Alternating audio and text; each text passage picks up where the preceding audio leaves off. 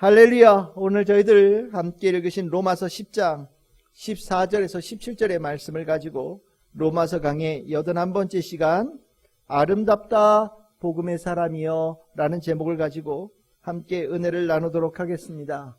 오늘 저는 여러분들하고 이 전도, 선교, 복음 전하는 그 말씀을 좀 나누려고 합니다. 우리 전도, 선교 참 힘들고 어렵고 복잡하고 그 힘들다라는 느낌을 우리는 먼저 이 단어 속에서 느끼곤 합니다. 그래서 신앙생활 하면서도 전도는 좀 멀리, 좀 특별하게 저 멀리 있는 것처럼 나하고는 조금 거리감이 있는 것처럼 생각되어지는 경우들도 있고, 때에 따라서는 해야 된다라는 건 알지만 늘 언제나 그냥 막연한 짐처럼 느끼고 살아가는 경우들도 있는 것 같습니다. 그런데 이 성경에서 말씀을 하실 때 전도는 그런 게 아니거든요. 복음을 전하고 선교를 하는 거는 그렇지 않거든요. 우리가 이 전도, 복음을 전하는 일에 대해서 어렵게 느껴지는 것은 실은 엄밀하게 얘기하면 그것이 그렇게 중요하기 때문에 사단이 우리에게 주는 거짓되어진 그런 느낌, 그런 생각들, 그런 판단들입니다. 실은 전도는 우리가 하는 게 아니거든요. 전도를 하고 복음을 전하고 열매를 맺는 것은 우리가 하는 일이 아니기 때문에 실은 우리는 그 일에 대해서 그렇게까지 힘들게 느껴지고 그렇게까지 어렵게 느껴지고 그렇게까지 짐으로 느껴질 그런 일은 아닌데, 우리는 이 사단의 거짓되어진 이 방해 속에서 가장 중요한 이 전도, 복음을 전하는 일을 저 멀리 떨어뜨려 놓고 있지 않은가라는 생각이 듭니다. 복음을 전하는 것, 실은 우리 일상에서 전하는 겁니다. 늘 살면서 일상에서 전하는 게 복음이고요. 또 다르게 표현하면 예수 믿어서 구원받는 자는 삶 자체가 전도가 될 수밖에 없습니다. 우리가 살아가는 삶 속에 우리의 주인이신 예수 그리스도께서 우리에게 베풀어 주신 놀라운 은혜가 이미 구별되어진 자의 모습이고요. 이미 승리한 자의 모습이기에 우리의 삶 자체가 당연하게 복음 전도가 되어지게끔 되어져 있어요. 물론 때에 따라서는 복음을 전하는, 특별하게 복음을 전하는 경우들도 있습니다. 하나님께서 그 일을 전담시켜서 사명을 맡긴 사람, 또 누군가를 구원하는데 누군가를 꼭 하나님께서 특별하게 쓰시겠다라고 작정하신 경우들, 그런 경우에는 이 복음을 전하는 그 일이 무겁기도 하고 짐이 되어지기도 하고, 때에 따라서는 정말로 내가 감당하기 어려울 만큼 크다라는 느낌도 들 수 있겠지만, 실은 그 일은 정말 하나님께서 특별하게 그 일을 전담으로 맡기신 이들이 감당하는 그런 영역이에요. 우리가 성도들이 대체적으로 느껴야 될 복음 전하는 일, 전도는 일상에서 이루어지는 날마다 우리가 밥 세 끼 먹고 하루를 살아가는 그런 일 가운데 함께 묻어져 가는 그런 모습이 복음 전하는 일에 들어가 있는 겁니다. 그래서 저는 이렇게 늘 생각을 해요. 그냥 보통 사람들하고 똑같이 우리 살잖아요. 우리도 다 일상 먹고 살기 위해서 열심히 살지 않습니까? 그런데 예수 믿어서 구원받은 사람들에게는 하나님께서 다른 사람에게 없는 한 스푼의 뭔가 일을 더 맡기신 거예요. 그게 뭡니까? 복음을 한 스푼을 더 넣어주신 거예요. 복음으로 살아가는 것을 한 스푼을 더 넣어주신 겁니다. 그런데 우리의 삶에 그 넣어주신 그 복음이 우리의 삶을 얼마나 맛깔스럽게 하는지, 복음의 한 스푼을 넣어주신 우리의 삶이 얼마나 행복하게 만드는지, 우리 안에 그 복음의 한 숟갈을 더 넣어주신 것이 우리를 얼마나 힘있게 하는지, 우리는 그 한 숟갈 더 넣어주신 그 복음으로 완전히 다른 삶을 살 수 있게끔 되어져 있고, 우리는 그 힘을 가지고 일상에서 복음을 전하는 자로 살아가게끔 되어져 있는 겁니다. 그래서 저는 여러분들에게 이 복음을 전하는 일, 전도라는 이 일에 대해서 여러분들이 그렇게 무겁게 생각하거나 어렵게 생각하거나 멀리 있는 것으로 생각하지 않으셨으면 좋겠다라는 생각을 전합니다. 여러분들이 복음은요, 내가 전한다고 생각하지만 실은 여러분들이 가지고 있는 힘보다 복음이 가지고 있는 힘이 훨씬 더 세요. 복음 자체가 능력을 가지고 있습니다. 복음 자체가 놀라운 능력을 가지고 있어요. 여러분들이 해결할 수 없는 죄를 끊어내는 능력이 복음 안에 있고요. 사망으로부터 생명으로 건져내는 힘이 복음 안에 있거든요. 그래서 우리가 복음을 전한다고 하는데 엄밀하게 얘기하면 내가 막 무거운 복음을 들고 가서 전하는 것처럼 생각되지만 아니에요. 복음은 그 자체가 정말 어마어마한 힘을 가지고 있고요. 우리는 복음의 힘에 얹어 타고 살아가는 복받은 사람들이에요. 복음이 가지고 있는 능력이 내 삶의 능력이 되어져서 우리는 그 덕을 정말 그 누구보다 풍성하게 누리고 살아가는 축복을 받은 사람들이 우리인 겁니다. 그래서 바울은 이거를 너무나도 잘 알고 있었어요. 복음이 가지고 있는 능력이 얼마나 대단한지를 알고 있었던 거예요. 그래서 우리 지난주에 봤던 로마서 10장 13절에 우리가 너무나도 중요하게 생각하는 이 말씀을 하죠. 누구든지 주의 이름을 부르는 자는 구원을 받으리라. 이 말씀은요, 복음이 그 능력을 가지고 있다는 거예요.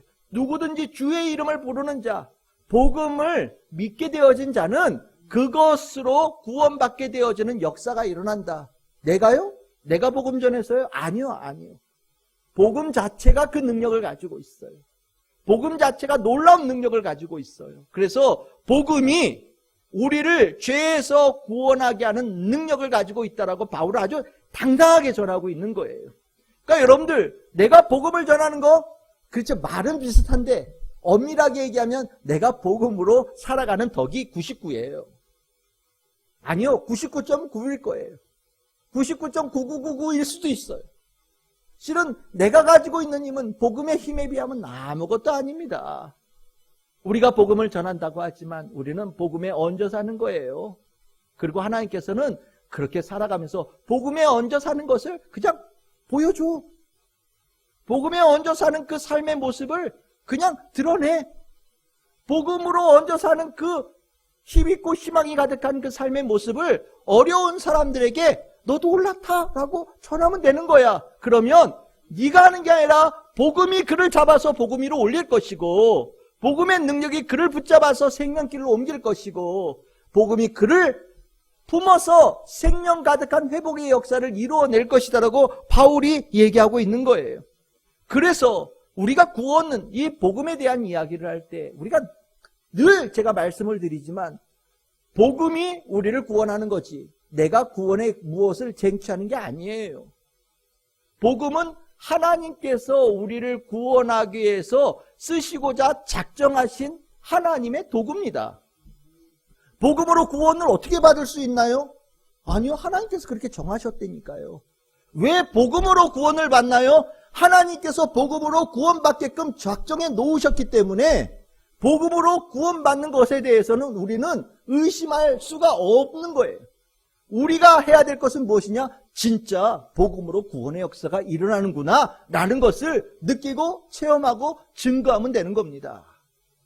복음으로 구원하겠다라는 그 역사 속에서 우리는 뭘 느낄 수 있냐면 복음이 이 구원을 이루기 위해서 하시는 그 능력, 그 절차가 하나님께서 있다라는 것을 말씀 속에서 집어넣으셨어요. 무슨 소리냐면 복음으로 구원을 받는 그 과정이 도대체 어떻게 되는 겁니까? 우리가 복음, 예수 그리스도의 복음으로 구원받는다고 하는데 그 구원받는 그것이 어떤 과정을 통해서 가는 겁니까? 라고 우리가 궁금하게 생각할 수 있거든요.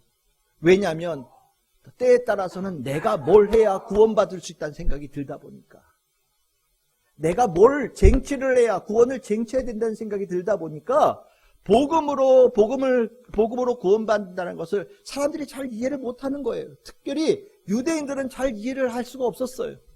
그래서 바울은요, 아니야. 복음 자체가 능력이 있어. 그리고 복음이 구원을 받게 하는 능력의 주체야. 하나님께서 복음 안에 그 모든 것을 집어넣어 놓으셨어 라고 전하면서 복음으로 구원받는 그 과정은 이렇게 되어지는 것이다라고 바울이 아주 명확하게 오늘 읽었던 본문을 통해서 우리에게 알려주고 있어요. 제가 바울에 대해서 오해한 것이 있었거든요. 혹시 여러분들도 그렇게 생각하는 분들이 계실지 몰라요. 도대체 바울이 쓴 편지를 읽으면 무슨 소리인지를 모르겠어. 혹시 여러분들도 그런 분들 계십니까? 예수님께서 하신 말씀은 그래도 무슨 말씀인지 알겠는데 신약 성경의 바울 서신을 읽으면 도대체 이게 무슨 소리인지 알 것 같기도 하고 모를 것 같기도 하고 뭔 글을 이렇게 힘들게 써놨어? 라는 생각을 들으시는 분들도 계실지 몰라요. 왜냐하면 제가 그렇게 생각을 했었거든요. 제가 바울 서신 읽는 거를 굉장히 힘들어 했었어요. 그런데 바울을 알아가면 알아갈수록 바울이 진짜 천재예요. 아니요, 더 정확하게 얘기하면 바울은요, 하나님에게 어마어마한 은혜를 입은 사람이에요. 왜 그렇게 얘기를 하냐면 정말 그 복잡하고 깊이가 알 수 없는 하나님의 놀라운 계획과 그 마음과 뜻을 바울이 아주 제대로 꿰뚫어서 이해한 사람이에요. 그래서 그 이해한 거를 저같이 이렇게 잘 모르는 사람들, 이게 제대로 봐도 뭐가 뭔지를 잘 깨닫지 못하는 사람들을 위해서 아주 간단하고 명정하게, 간략하게, 뚜렷하게 소개해 줄 수 있는 능력을 가진 분이 사도 바울이거든요. 오늘 우리가 믿음으로, 복음으로 구원받는다라는 이것도 우리 이것 어떻게 되는 건지 잘 몰라요. 그런데 바울이 그 부분을 아주 명확하게 우리에게 가르쳐줘요. 그 내용이 나온 구절이 어디냐? 로마서 10장 17절이에요. 우리 로마서 10장 17절 우리 같이 한번 읽어봅시다. 시작. 그러므로 믿음은 들음에서 나며 들음은 그리스도의 말씀으로 말미암았느니라. 아멘. 이 말씀을 이렇게 보면 우리 문장으로 돼 있죠. 그런데 헬라어로 돼 있는 원문에는요, 이 부분이 명사 3개가 뚜렷하게 나와요. 그러니까 우리말로 표현하면 복음으로 구원받는 것은 3가지 절차가 있다. 바울이 이렇게 얘기하는 거랑 생각하시면 돼요. 첫째 뭐냐? 그리스도의 말씀. 둘째는 뭐냐? 들음. 세 번째는 믿음. 이 3가지가 복음으로 구원받는 그 절차다라고 바울이 아주 명확하게 딱 3단어로 요약해주고 있는 거예요. 놀라운 겁니다. 여러분들, 긴 글을 한 단어로 요약할 수 있다는 거 대단한 능력이거든요. 복음으로 구원받는다는 이 과정을 어떻게 되어지는지를 바울이 3단어로 명확하게 요약해놨다는 거, 이거는 정말로 바울이 가진 특별한 능력이에요. 우리는 실은 거저 이 귀한 은혜를 바울을 통하여서 얻는 겁니다. 이 3단어 너무 간단하죠? 맞아요. 복음으로 구원을 받는다라는 게 유대인들은 이해할 수 없는 내용인데 바울은요, 깨닫고 나서 이렇게 얘기합니다. 너무 간단한 일이야. 그리스도의 말씀에 들음, 믿음으로 연결돼서 구원받음은 하나님께서 이미 이 그리스도의 말씀을 통하여서 시작되어져서 구원받음으로 연결되어질 수 있게끔 이미 다 짜놓으셨어. 이 모든 짜놓음은 순식간에 이루어지고 쉽게 이루어지고 간단하게 이루어지는 거야. 얼마만큼요? 누구든지, 누구나 그리스도의 말씀으로 시작되어져서 들음, 믿음, 구원받음으로 누구든지 진행되어질 수 있도록 하나님께서 이미 모든 절차를 짜놓으셨다라는 거예요.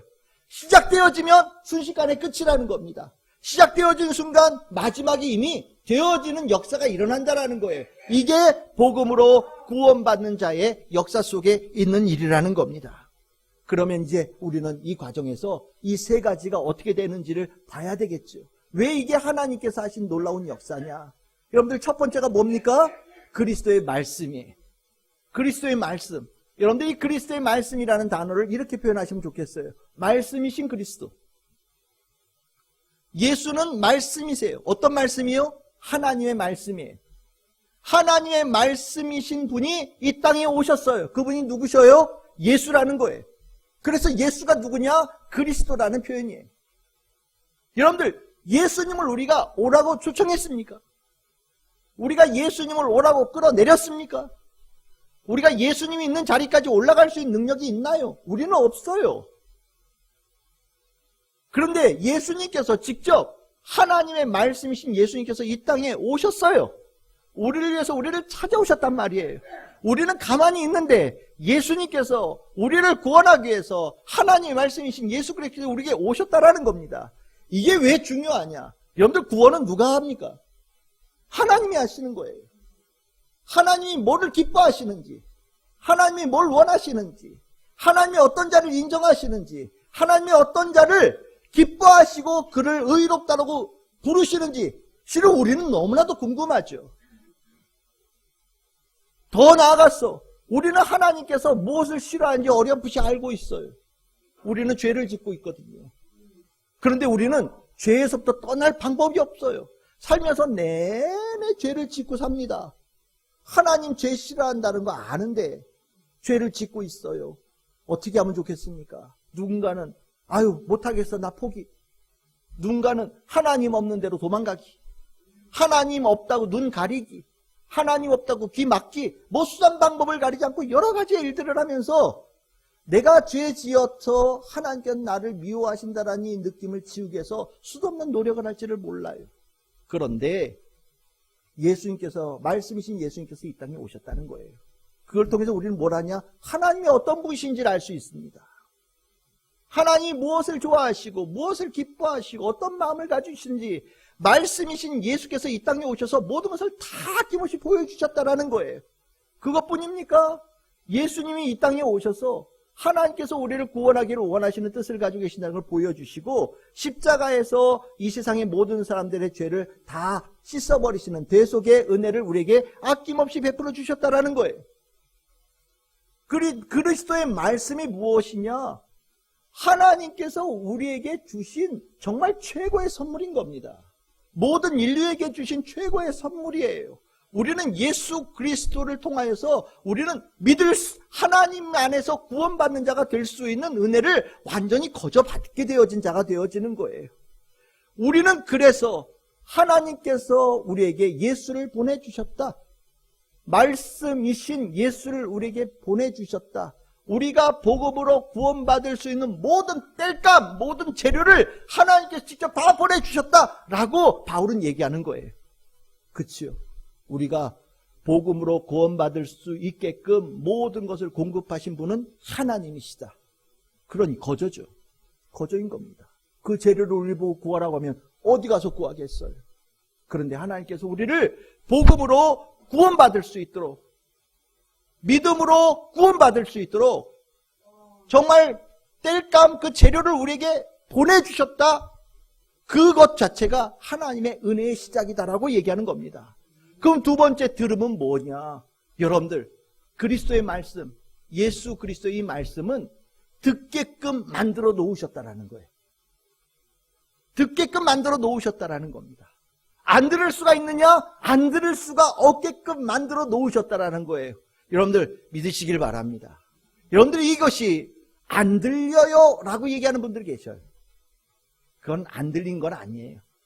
내가 거기에 대해서 이미 극렬하게 반응하고 있는 거예요. 여러분들 이 그리스도의 말씀은 영의 말씀입니다. 생명의 말씀이고 진리의 말씀이에요. 사람의 말이 아닌 거거든요. 우리가 까만 건 글씨고 하얀 건 종입니다 이렇게 얘기하지만 하나님의 말씀은 그냥 단순한 까만 글씨가 아니에요.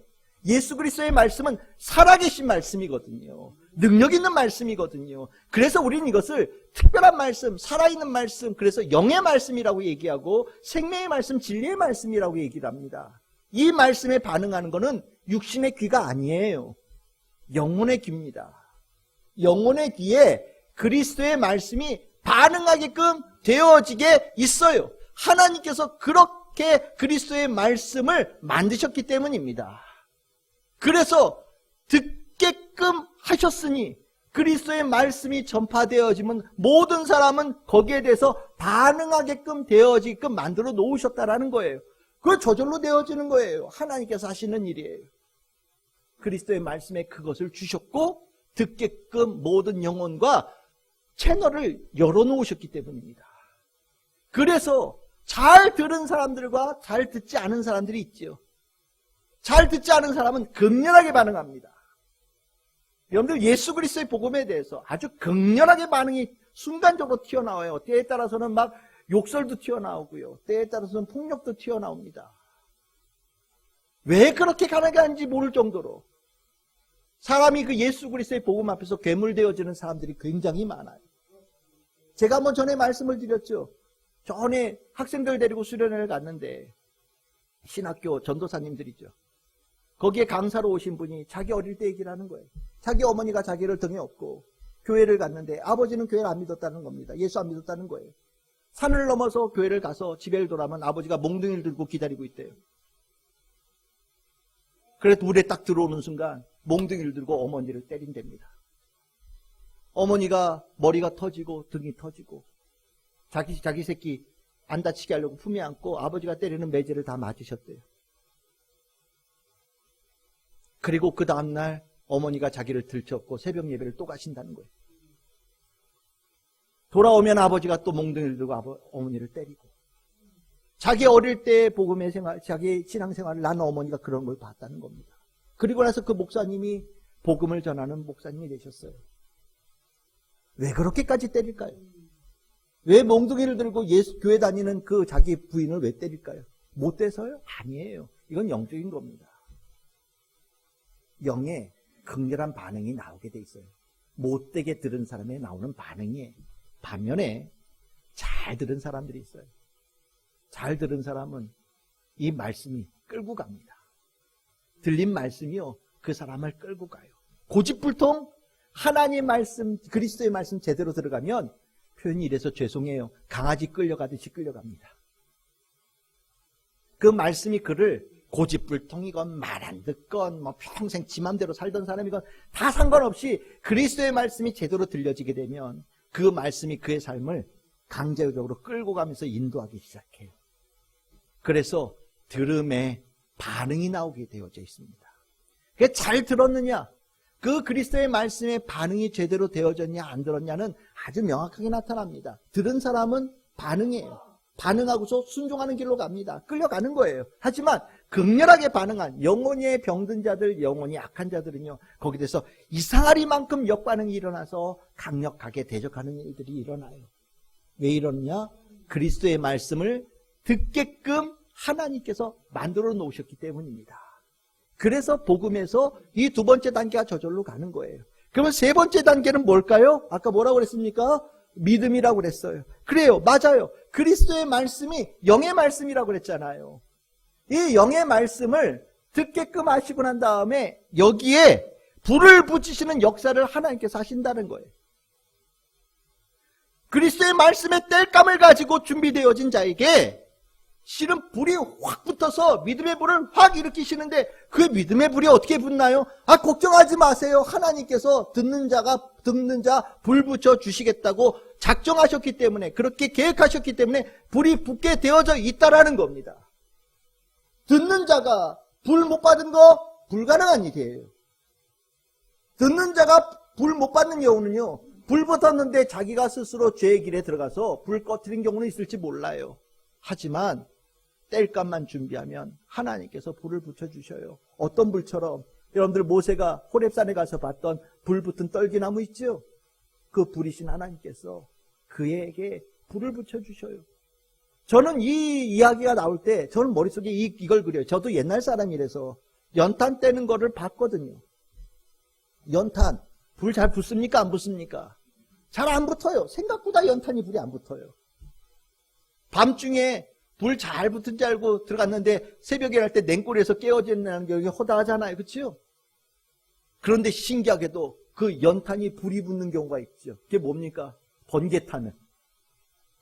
번개탄이 팍 불이 붙으면서 그 위에 있는 연탄을 떼우는데, 한 번 불 붙고 나면 연탄불 정말 오래 가지 않습니까? 우리가 예수 그리스도의 말씀, 그리스도의 말씀을 준비하면 하나님은 이미 불 붙일 준비를 하고 계신다라는 거예요.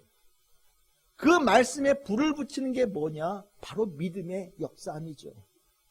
이 말씀이 살아있다라는 걸 느끼거든요. 불꽃이 움직이잖아요. 불이 활활 타오르잖아요. 막 이 말씀이 살아 역사하거든요. 말씀이 기적을 일으키고요. 말씀이 변화를 일으키고요. 말씀이 내 심령에 낙담되어진 것을 다시 이렇게 세우는 역사가 막 일어나거든요. 그러면서 이게 진짜구나. 그리스도의 말씀이 진짜구나.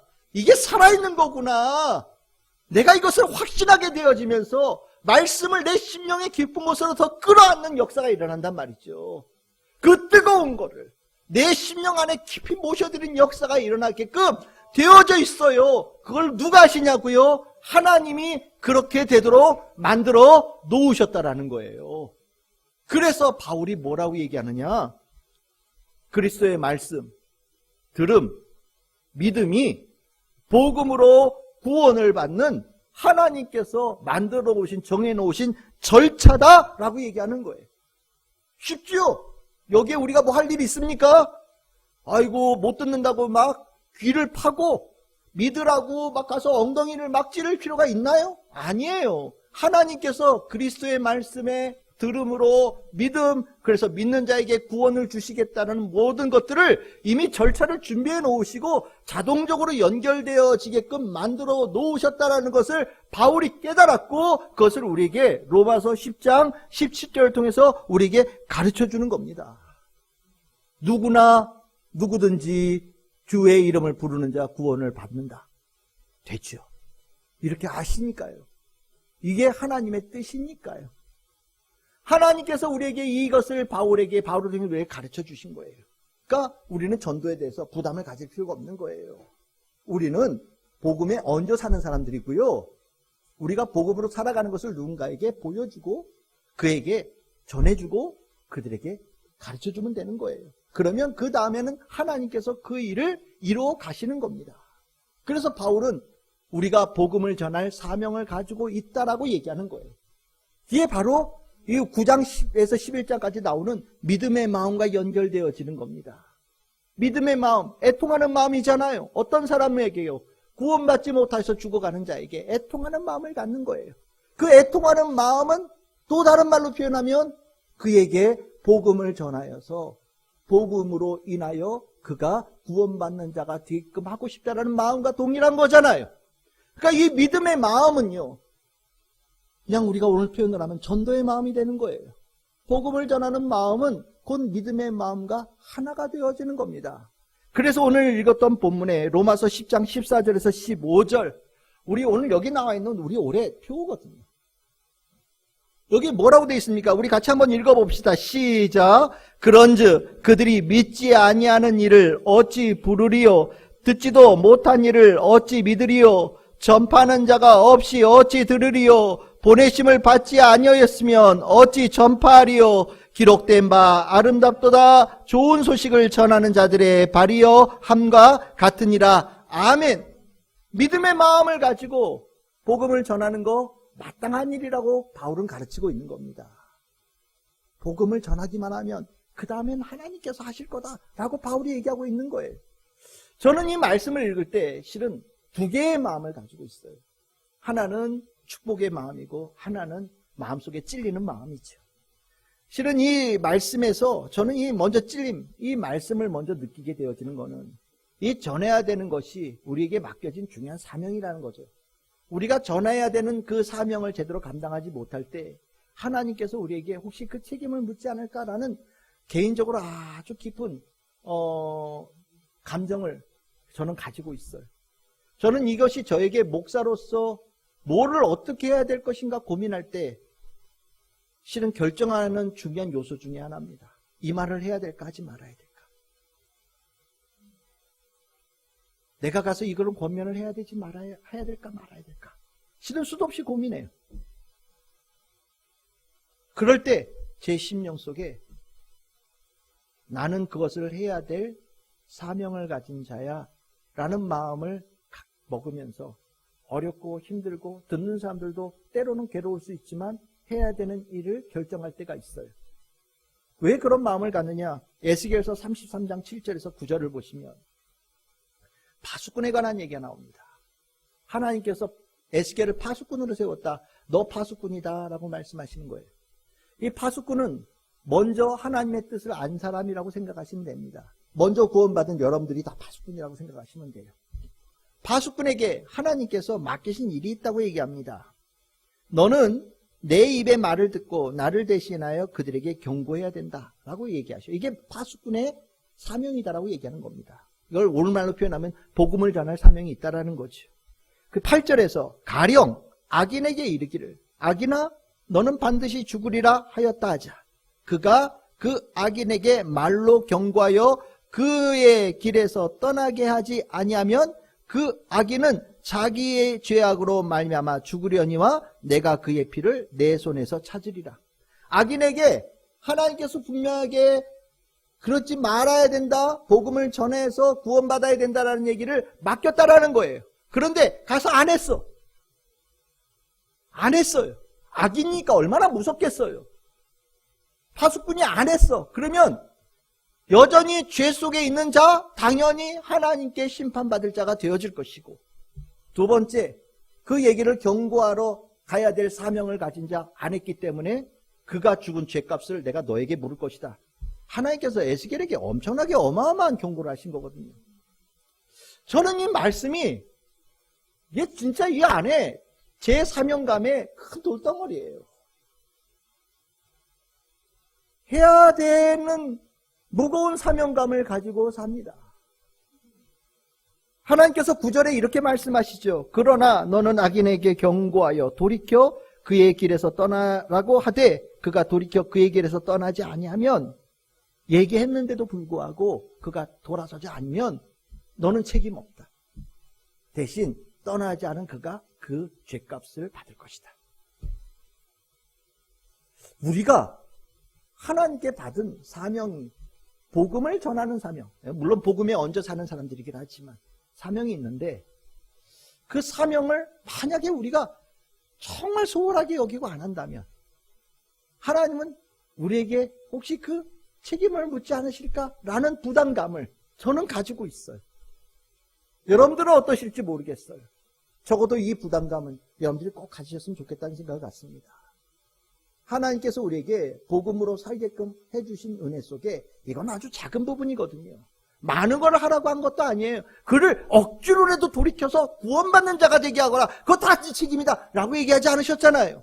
가서 얘기만 하거라. 가서 전하기만 하거라. 가서 그에게 권면만 하거라. 가서 예수 그리스도의 이름만 말하거라. 그러면 그 다음에는 내가 할 테니 너는 그것까지만 하거라고 얘기하셨는데, 그것도 못한다면 실은 우리가 하나님의 말씀을 좀 가볍게 여기는 거 아닌가라는 생각이 들기도 합니다.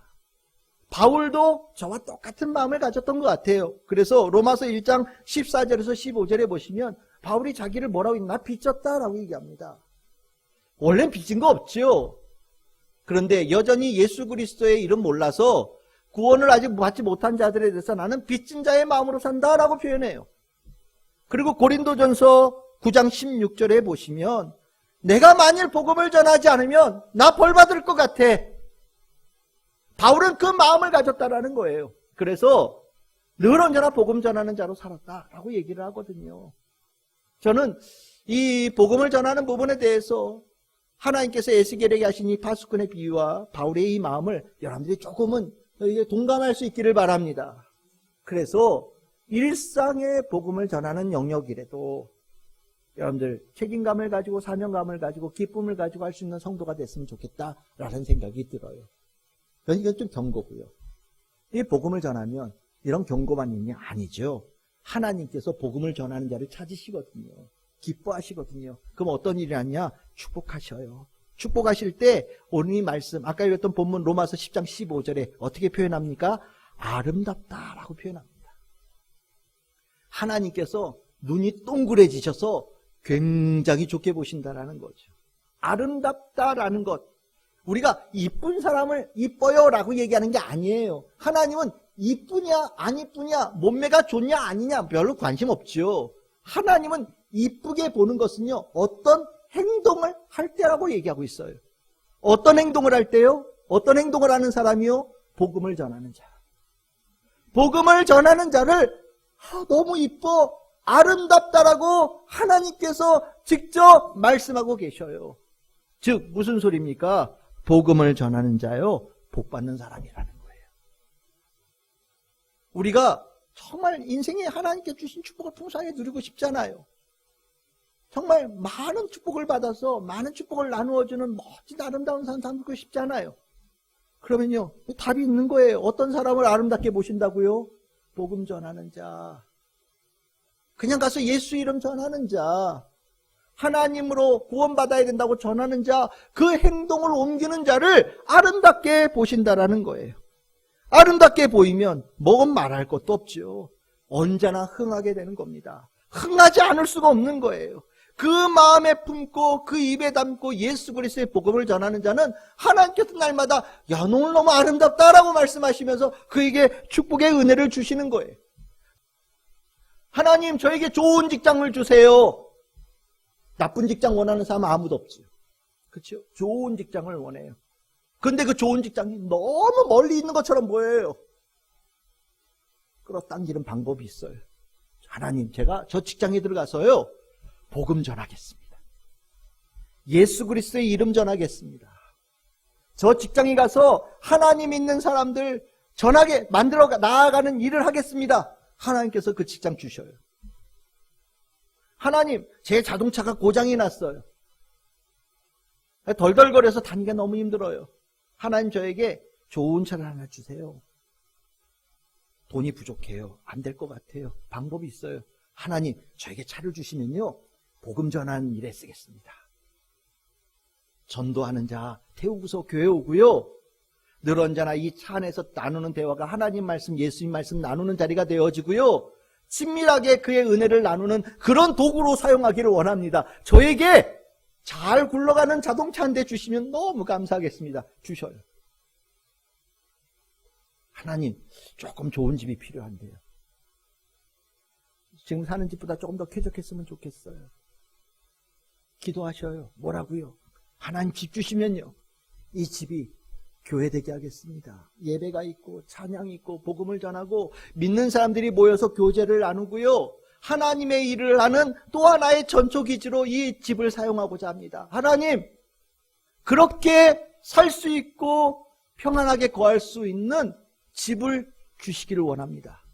주실까요? 안 주실까요? 주셔요. 왜 이런 일을 할까요? 복음을 전하는 일을 하나님께서 아름답게 보시기 때문이에요.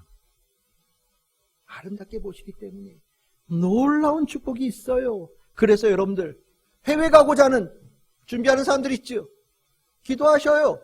해외 가는 거 멀리 느껴지죠? 간단해요. 하나님, 제가 선교사로 가겠습니다. 물론 일하죠. 한 스푼도 하는 거예요. 한 스푼도 하는 거예요. 제가 가서 일할 텐데 가서 예수 전하는 일도 한 스푼 하겠습니다. 2스푼 하겠습니다. 기도하셔요. 하나님께서 준비된 자에게 길을 열어주시는 거거든요. 이 은혜가 정말 축복이에요. 여러분들, 복음 받은 사람 물론 복 받은 거죠. 복음 전하는 걸 받아들인 사람 복 받은 사람이에요. 근데요, 엄밀하게 얘기하면 전도하는 사람, 복음을 전하는 사람이 더 많은 복을 받아요. 이 축복은 증명되어져 있는 축복이에요. 제가 오늘 이 설교를 준비하면서 설교가 좀 길 수 있는데, 여러분들, 우리나라가 복받은 이유, 참 우리나라 외국에서 보면 위태위태한 나라로 본답니다. 그렇죠. 자원 아무것도 없잖아요.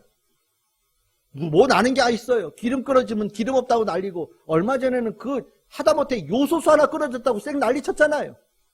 우리나라에서 나는 게 그렇게 많지 않거든요. 외국에서 보면 저 나라는 이렇게 끓으면 굶어 죽을 나라야, 그렇게 보인대요. 인구는 또 얼마나 많아요. 저 많은 인구의 사람들이 저 좁은 똥덩어리에 다닥다닥 붙어 사니 저거 먹을 거는 다 만들 수 있나? 라는 생각으로 볼 수도 있겠지요. 위에 저 또 깡패 같은 나라 하나 있잖아요. 맨날 미사일 쏘는 나라도 있어요. 전쟁이 뭐 오늘 일이라도 이상하지 않는 그런 상황이거든요. 외국에서 보면 한국이란 나라는 전쟁터 나라처럼 보인다는 거예요. 미사일 날아다니니까. 주변에 좀 세요. 중국, 일본, 러시아, 좀 셉니까? 그것도 완전히 둘러싸였어요. 한가운데 이렇게 섬처럼 있거든요. 저 한국이라는 나라 정말 신기하다. 경제 위기는 맨날 위기설을 왔다 갔다 해요. 외국에서 보면 한국이라는 나라 망하기 딱 좋은 나라인데 안 망한다라는 거예요. 희한하게도 망한다라는 얘기는 수도 없이 들렸던 것 같은데 잘 사는 길로, 점점 잘 사는 길로 나아간다라는 겁니다. 왜 이런 일이 벌어질까요? 여러분들, 이 한국 나라가 잘 되는 거는 저는 개인적으로 하나님께서 이 땅에 복음을 심어주셔서 그렇고요, 복음으로 놀라운 변화의 역사가 일어나는 증인의 나라가 이 나라거든요. 그리고 이 나라가요, 교회가 수도 없이 세워져 있고요, 더욱 놀라운 것은 우리나라 사람들이 전 세계에 선교사로 나가는 게 전 세계의 2등이에요.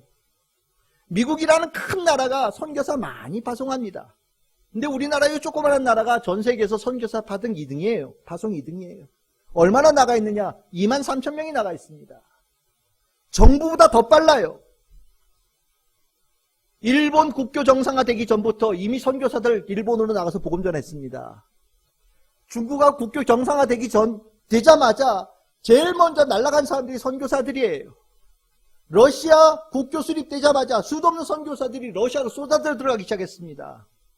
러시아가 분해되어져서 중앙아시아 다 나눠졌죠. 우리가 흔히 얘기하는 오탄 국가들, 우즈베키스탄, 타지키스탄, 키르기스탄 이런 나라들 있잖아요. 거기에 선교사들 준비됐다고 요입당하고 거기 다 들어갔어요. 아프리카 선교사들 바글바글합니다. 우리나라요. 러시아 문을 열어주십시오 하나님. 들어가고 준비하고 있습니다. 열리는 순간 뛰어들어가는 게 선교사예요. 중국 문 열어주세요. 열리면 들어갑니다. 열리자마자 제일 먼저 들어간 준비되어진 자가 선교사들이에요. 우리나라 선교사들 23,000명 전 세계에 없는 데가 없습니다. 우리나라가 무슨 한류, K-팝, K-음식, K-뷰티, 새마을운동, 그거보다 실은 엄밀하게 얘기하면 우리나라가 전하는 복음이 세계의 파급력이 더 커요. 한 10년 전서부터인가 네팔 선교사라는 말이 수도 없이 나왔습니다. 어디가 선교하십니까? 네팔 가요. 네팔 가요. 저는 네팔이 잘 몰랐어요. 왜 그렇게 네팔 선교사가 많아? 제가 BBC, 여러분들 한번 인터넷 뒤져보십시오. 제가 나중에 식당에 틀겠습니다. 네팔이 뒤집어졌대요. 누구 때문에? 한국 선교사들 때문에. 네팔이 원래 왕정국가입니다. 힌두교를 중심으로 한 왕정국가예요. 그런데 네팔이요, 왕실에서 총격사고가 났어요. 왕자 하나가 왕실을 쑥대밭을 만들어 다 죽였어요. 그래서 왕실이 무너졌습니다. 2008년에 무너졌어요. 2008년에 무너지고 민주국가가 됐습니다. 민주국가가 됐으니 네팔에서 어떻게 했느냐? 자신감을 가지고요. 우리는 종교의 자유가 있다. 85% 이상이 힌두교 신자들이고요. 불교가 7%, 이슬람이 한 5% 된대요. 그러면서 우리는 자신감 있게 종교의 자유가 있는 멋진 민주국가다라는 걸 보여준 거죠. 그런데 신기하게도 그 네팔 열기를 준비하고 있던 선교사들이 있었나 봐요. 문 열린 순간 우리나라 선교사들이 대거로 네팔에 들어갔답니다. 네팔에 들어가서 복음을 전하기 시작하는데 얼마나 놀랍게 전해졌냐면 2008년 이후에 이 네팔 인구의 3%에서 5%가 기독교인이 됐다는 겁니다. 엄청난 숫자인 거예요. 이게 더 놀라운 것은 매년 10%씩 늘어난대요. 그러니까 힌두교 이 정부가 완전히 긴장을 가지고 네팔 전 선교의 기독교 복음을 막아세우는 겁니다. 그래서 뭐를 만들었냐? 2018년에 개종금지법. 개종을 억지로 시키는 자는 최고 5년형에 처한다. 그런데 이슬람 전파하는 사람도 해당 안 되고 불교 전하는 사람도 해당 안 돼요. 오직 기독교 복음 전하는 사람만 해당되는 거예요. 그런데 문제는 계속 늘어나고 있대요. 여러분들 네팔이라는 나라 어떤 나라인지 아시잖아요. 히말라야에 있는 나라의 에베레스트 산, 높은 산, 깊은 골짜기, 정말 살기 험한 곳이잖아요. 그런데요, 골짜기마다 동네마다 교회가 세워지고 있대요. 동네에서 교회터를 마련하면 한국에서 돈을 보내서 교회를 세워주면 됩니다. 한 선교사가 70개를 세웠대요. 그 선교사 말고도 쫓겨나니까 익명으로 활동하고 있는 수없는 선교사들이 있다는 거예요. 놀라운 일입니다. 이 일들이 우리가 받은 복음의 은혜를 그들에게 전하는 마음으로 가는 거예요. 그들의 복음 전하는 그 모습을 하나님께서 아름답게 보시는 겁니다. 그리고 하나님께서 이 나라를 축복하시는 거라고 저는 생각해요. 복음 전하라고요. 복음 전하는 그 아름다운 일을 하라고요. 이 땅에 복음 전함으로 축복받은 것은 우리가 최고의 증인이고요. 지금도 그 축복을 받아서 누리고 있는 나라가 바로 대한민국이라고 저는 믿습니다. 여러분들 복음 전하는 거 정말 복된 일이에요. 오늘 이 말씀, 우리 오늘 표어잖아요. 아름답다 복음의 사람이. 오늘 2023년도 3분의 2가 지나갔습니다. 어떠십니까? 여러분들은 복음을 전하는 이 마음이 얼마나 풍성해지고 계십니까? 저는 그 네팔 선교사 그 영상을 보면서 정말 마음이 뜨거워졌어요. BBC에서 만든 그 다큐멘터리가 제 마음을 움직였어요. 맞아. 내가 뜨거운 마음을 가지고 나도 하나님 말씀 전해야 되겠구나. 정말 뜨거운 심령을 가지고 성도들에게 더 예수 그리스도의 말씀 전해야 되겠구나. 이 말씀을 전하는 것이 이 교회의 축복이구나. 말씀을 전하는 이 모습을 하나님께서 기뻐하시는구나. 그리고 우리 성도들 한 사람 한 사람이 일상의 삶 속에서 복음을 전하는 사람 되게끔 만들어야 되겠구나. 그렇게 격려하는 교회가 되어야 되겠구나. 이 아름다움이 더 풍성해져야 되겠구나 라는 뜨거운 마음을 갖게 되어졌어요. 저는 우리 주신 이 표가 올해 우리의 마음속에 계속 새겨지기를 소망합니다. 그리고 내년에 이 말씀이 폭발적으로 펼쳐지는 우리 교회가 되어지면 좋겠어요. 복음을 전하는 아름다움의 모습이 우리 성도들에게 있고 그것을 축복하시는 하나님의 은혜가 충만해지기를 저는 소망합니다. 여러분들 네팔에 있는 이 모습을 좀 잠깐 볼까요? 여러분들 이분이 그 영상에 다른 선교사님들은 영상에 안 나오는데 이분만 얼굴을 드러낸 거예요. 20년째 네팔에서 선교하고 있는 방창인 선교사 부부입니다. 이분이 70개 교회를 세웠대요. 이분들이 세운 교회의 모습들이 그 뒤에 나와요. 교회가 이렇게 세워지는 겁니다. 동네 이렇게 교회가 세워지고 여기에 모여서 예배 드리는 사람들이 저렇게 예배를 뒤에 담을 보여주십시오. 예배를 저렇게 드리는데 정말 거짓말 안 하고 교회로 사람들이 스스로 발걸음을 뛰어들어온대요. 왜 그러냐? 네팔에 카스트 제도가, 계급 제도가 인도보다 더 뚜렷하대요. 그래서 사람들이 억눌려 사는 거예요. 근데 예수 복음에 자유함을 얻고 힘을 얻고 복음을 찾아서 막 교회에 들어온다는 거예요. 교회 세워주세요. 우리 터 마련해놨습니다. 교회만 세워주세요. 한국 교회가 돈을 모아서 네팔에다 교회를 세우는데 정말 힘을 내어서 가고 있다는 거죠. 여러분들, 이 아름다운 일들이 실질적으로 일어나는 일들이에요. 이 일들이 여기뿐이 아니에요. 아프리카에도 수없는 선교사들이 나가서 교회를 세워가고 있습니다. 노래를 부르고 찬양을 하고 좋아서 너무 좋아해요. 제 친구 하나도 아프리카 르완다에서 선교하는데 교회를 세우는 영상을 보여줘요. 정말 말할 수 없는 감동이에요. 6시간, 8시간 예배를 드린대요. 너무 좋아서.